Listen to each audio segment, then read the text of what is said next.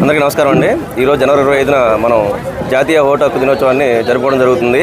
దీంట్లో భాగంగా ఎవరైతే 18 నిన్నటువంటి ఉన్నారో ప్రతి ఒక్కరు కూడా విధిగా ఓటు హక్కుని నమోదు చేసుకోవాలి.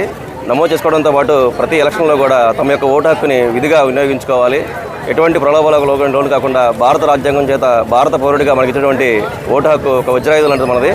ఇటువంటి వజ్రాయుధం లాంటి ఓటు హక్కును ఉపయోగించుకొని సరైన గవర్నమెంట్ని మనం నియమించుకునే హక్కు ప్రతి భారతీయ పౌరుడిగా రాజ్యాంగం మనకి ఇచ్చిన హక్కు. దీని అందరూ కూడా సద్వినియోగం చేసుకుంటారని కోరుకుంటున్నాను. థ్యాంక్ యూ అండి. ప్రదేశాల మేరకు మనం ప్రతి సంవత్సరం కూడా జనవరి 25వ తేదీన ఓటర్ దినోత్సవాన్ని జరుపుకుంటున్నాము. ఈ యొక్క దినోత్సవం యొక్క ముఖ్య ఉద్దేశం ఏంటంటే 18 సంవత్సరాల నిండిన ప్రతి వ్యక్తి కూడా తమ ఓటు హక్కును వినియోగించుకోవాలి.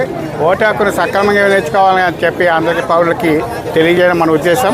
చాలామంది ఏంటంటే ఓటు హక్కుని దుర్వినియోగపరుస్తారు. ఇంకేంటంటే ప్రలోభాలకు లోనయ్యి నచ్చిన వ్యక్తికి ఓటు వేయడం జరుగుతుంది. దానివల్ల ప్రజాస్వామ్యానికి ఏంటంటే స్వామ్యానికి విరుద్ధంగా జరుగుతుంది. అటువంటి ప్రలోభాలకు లొంగకుండా ప్రతి ఒక్కరు కూడా స్వేచ్ఛగా స్వతంత్రంగా ఓటు హక్కు వినియోగించుకోవాలని చెప్పేసి ఈ సందర్భంగా అందరికీ మనవి చేస్తున్నాను. ఈరోజు మన తుంపగడప డిగ్రీ కాలేజ్ స్టూడెంట్స్ తోటి అలాగే బాయ్స్ హై స్కూల్ మన ఆకివీడు వీళ్ళందరితో కూడా మానవహారం కండక్ట్ చేయడం అయింది.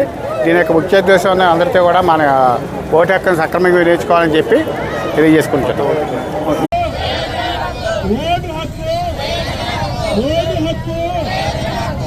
నమోదు కావాలి అర్హత ఓటర్లు